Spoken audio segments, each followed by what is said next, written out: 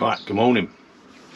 So after the eventful weekend of the Overland show and having no battery power whatsoever, because it is only designed for electric hookup in this vehicle, I've got a little bit going on now. So I've now decided I want leisure battery power and everything else off-grid power for the next show I go to in October, 3 weeks away. And I'm also away for one of the weekends, so I've only got a couple of weekends to do all this in. I'm going to change the batteries out, DC to DC charger in. If I get the time, I'm going to put some solar panels on. If not, you know, we'll see. But this is a Sport Tech Sprinter van conversion. They've done it in 2017, so it's a little bit outdated now. But let me just show you. I've not got a clue where I'm going, what I'm doing, or anything else. I'm just going to go with the flow on this. But let me show you what I'm dealing with. So we've got the consumer unit, electric hookup battery charger down there, fuse box, the Truma combi boiler, water pump, and then in this seat we've got 3 AGM leisure batteries. So yeah, I'm going to get them out today. I'm going to have a look at the wiring, see what's what over here, but it shouldn't be too difficult. Let's try and get this pull-out bed off, and we shall go from there. So virtually a little bit of a strip down, and we'll see what's happening.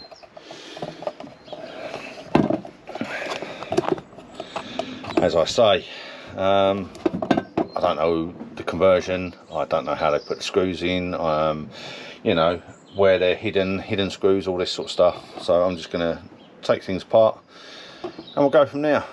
Join me on this epic journey, yeah. Okay, so first part of the bed is actually off and in the front.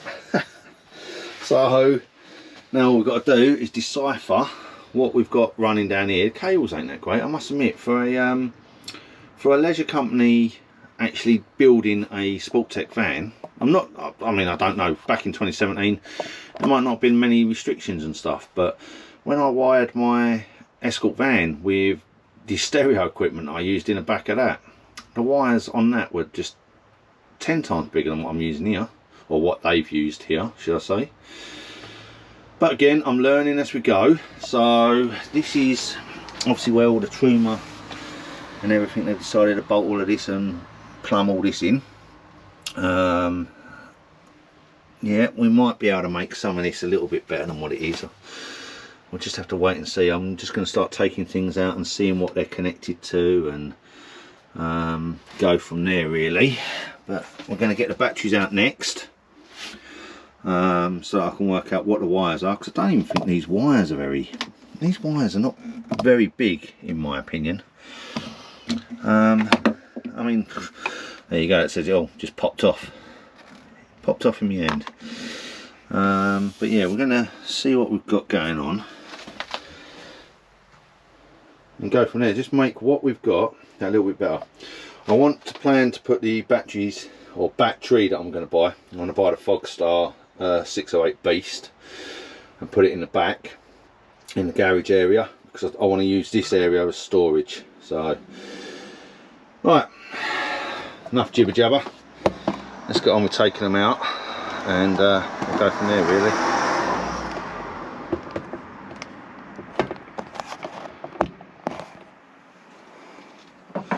See if we can get some of these out, shall we?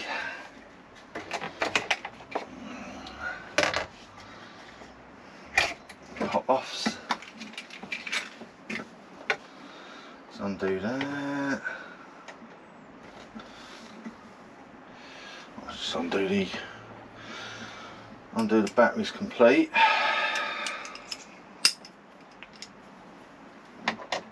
And theoretically there shouldn't be any power.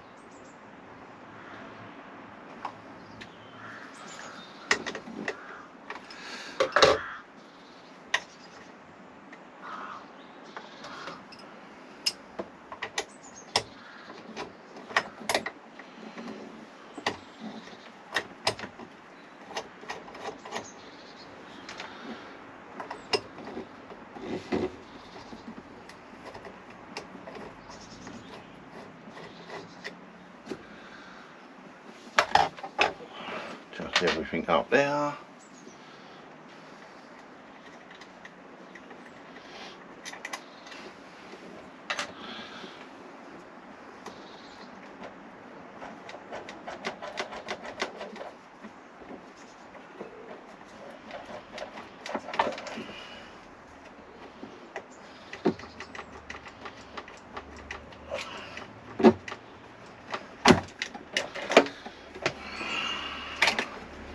None of that was tight at all. Let's just make sure there's no power at these.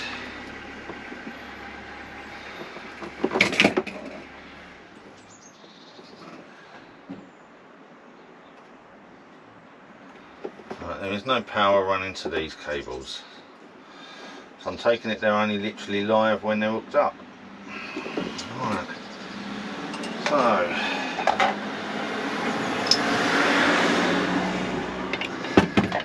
take this out. Let's see if we can lift one of these mammoth beasts out. Not even hooked down.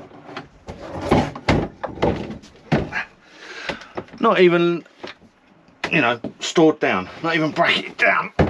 Fucking hell, they're heavy. Jesus Christ, they're heavy. Woo! So we've got a 180 amp hour, 900 amp, 15 watt hour. Okay, AGM battery there, that's the first one out.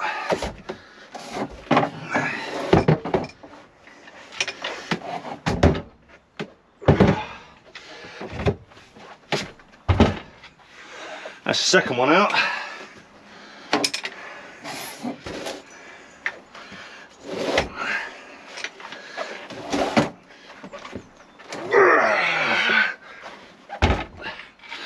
That's the third one out.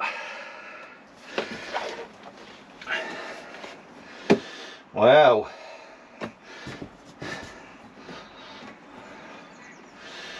Definitely do have a clean up in there. I'm obviously thinking that they think a bit of wood screwed down to the floor is sufficient enough. A few, I'm not sure about the older insulation and stuff. The little bit of wiring they've put on, I mean that's a main wire from the battery. Main wire from the battery. How thin is that? Sport Tech. Now I'm not being funny, but I know it might not have been them. It could have been changed at any time from the conversion. The guy I bought it off of might have changed it. I do not know. But when you got paperwork from original conversion and it says Sport Tech done the job, sort of, you know, puts doubt in your mind about the rest of the stuff now. But we've got the 3 AGM batteries out. I'm going to see where the wires are going in here now, and then what we'll do is once all that's done, we'll get on the internet. I've looked at Funked, V-U-N-K-E-D. Now when I banged all the requirements in that, they brought me up a whole system. Although it gave me 2 batteries, 2 of the 260 amp hour batteries, I'm going to try and do away with that and have just a 1 battery. So I may have to be on the phone to them and speak to them. Got to measure the roof for solar panels, the size of them, because I think the size that they opted for on the what they recommended, don't think I'm going to fit on the roof because of the 2 vents, the TV aerial and the awning. So I've got to get up on the roof and measure that. But as for the rest of it, let's just plough on. Let's see what we can get off down here, see what's going on, and we'll go from there. Stick with me and I'll show you. Okay, so where we're at, let's show you. A fuse box, just take the cover off of that. I've got to try and make head nor tail of all of these wires, find out where they're going to and from. The consumer box looks fairly simple enough. It looks like it just goes to that, into that. And it goes through this consumer unit. This battery charger goes through to the battery. It looks like that, but there's a lot of wires down here. I don't know. I'm not even sure what this is up here, to be honest with you. This looks just like a safety precaution. Battery to battery. I'm not sure yet. And then we've got some bad wiring there. Don't even look like I've got an accumulator on the water. Does it need it? I'm not sure. I always thought it did. I don't know. So there we have it. The gas pipes run into the truma now. I've just got rolled up bunches of wire that I've got to make head and tail of. Oh dear. I have to start going through them one by one, haven't I? Love it. Anyway, let me move on a little bit with it, and then what we'll do is when I'm a little bit nearer, I'll show you again where we are, what we've got, and then what I'm going to be ordering, because I will be ordering today.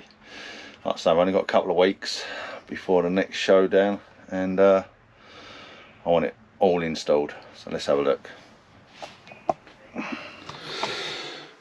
Right, so now what I'm doing is just trying to find out where wires are going to. I've got a sneaky feeling they may be travelling up the corner of that, into the back there, into the fuse display, the panel display, which is up here. Not sure if you can see all the rat's nest that's in there. Proper wiring nightmare.